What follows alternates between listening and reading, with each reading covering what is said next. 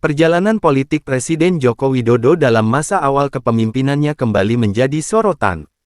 Sebuah analisis mendalam mengungkap bagaimana strategi besar dilakukan untuk mengubah peta kekuatan di parlemen, dari posisi minoritas yang terhimpit menjadi dukungan mayoritas yang solid.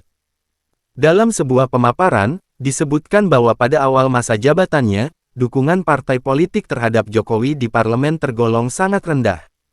Kondisi ini sempat memicu ancaman blokade dari pihak oposisi yang saat itu menguasai mayoritas kursi parlemen, termasuk dalam upaya menghambat pengisian jabatan pada komisi-komisi strategis. Namun, situasi berbalik melalui apa yang disebut sebagai operasi orkestrasi politik. Secara kronologis, terjadi perpecahan di internal beberapa partai besar yang secara tiba-tiba mengubah arah kepengurusan dan mengalihkan dukungan mereka kepada pemerintah.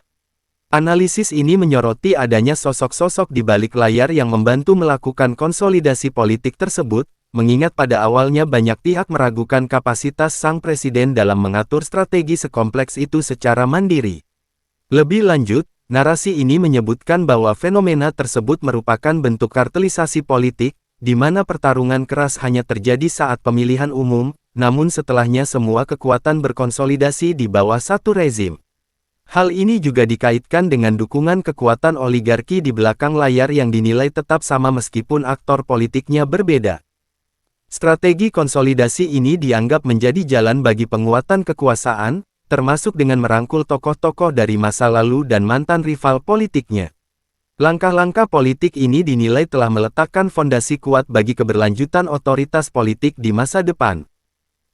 Anda masih ingat ya, Anda harus ingat ya, supaya Anda nggak salah dengan ucapan saya. Jokowi naik itu dengan dukungan hanya 39-an kan, di awal deh. Dukungan partai ya, bahwa Jokowi memenangkan pemilu nasional, tapi kan dia hanya 30-an, 40-an% di parlemen. Anda masih ingat nggak pidatonya Hashim, yang mengatakan bahwa, walaupun mereka menang, kita memenangi di parlemen. Kita akan memblokade semua hal, termasuk pengisian jabatan-jabatan komisi-komisi itu, kita akan kuasai. Karena dia kan 60-an%. Tapi ternyata terjadi operasi memindahkan beberapa partai kan. Kalau Anda masih ingat, dua partai yang langsung pecah dan tiba-tiba berubah kepengurusan, yaitu Golkar dan P3. Kalau Anda masih ingat. Karena menurut saya, itu penting untuk menjelaskan. Konsolidasi politik awal, Jokowi barangkali masih berbeda. Karena dia belum bisa mengkonsolidasikan semua politik dan kepentingan di belakangnya. Makanya ada jeda waktu, saya bahkan dengar siapa yang bekerja untuk itu. Jadi nggak usah lah saya ceritain di sini. Nanti malah kita dipersoalkan. Jadi ada orang, sosok yang langsung bilang, kasih saya berapa bulan, saya akan pindahkan beberapa partai. Dan memang pindah kan, dukungan partai. Jadi dari minoritas di parlemen, itu tiba-tiba menjadi mayoritas di parlemen. Anda cek deh, dan Anda searching, Anda lihat secara kronologik bagaimana partai dipindahkan tuh. Beberapa partai langsung pecah, sengketa kepengurusan, habis itu langsung bedol desa pindah ke rezimnya Jokowi. Nah, saya kira yang luar biasa adalah orang yang mengerjakan ini di belakang Jokowi. Padahal menurut saya, siapapun yang bekerja, karena Jokowi kan tidak mungkin. Kalau secara analisis banyak orang ya, misalnya ada istilah pelangap-longo, banyaklah istilah itu, saya tidak punya keyakinan bahwa dia punya imajinasi yang cukup untuk mengorkestrasi semuanya. Pertanyaannya adalah siapa yang membantu orkestrasinya, ya kan? Jadi kalau Anda mau lihat apakah Jokowi langsung talk chair baru naik langsung menguatkan otoritarianisme, menurut saya tidak. Kerja pertama dia adalah melakukan konsolidasi dulu, konsolidasi politik. Dan kalau pakai analisisnya Mas Dodi bahwa ini kartelisasi politik, jadi pertarungannya itu hanya di pemilu, tapi setelah pemilu dia berkartelisasi. Saya kira ini yang menjelaskan kenapa butuh jeda waktu setelah pemilu, mungkin sekitar 1-2 tahun, baru kemudian dilakukan konsolidasi politik dan akhirnya Jokowi bisa mengkonsolidasi semua kekuatan politik, termasuk barangkali oligarki di belakangnya. Walaupun oligarki ini kayaknya, kalau lihat filmnya Mas Dandi yang Sexy Killers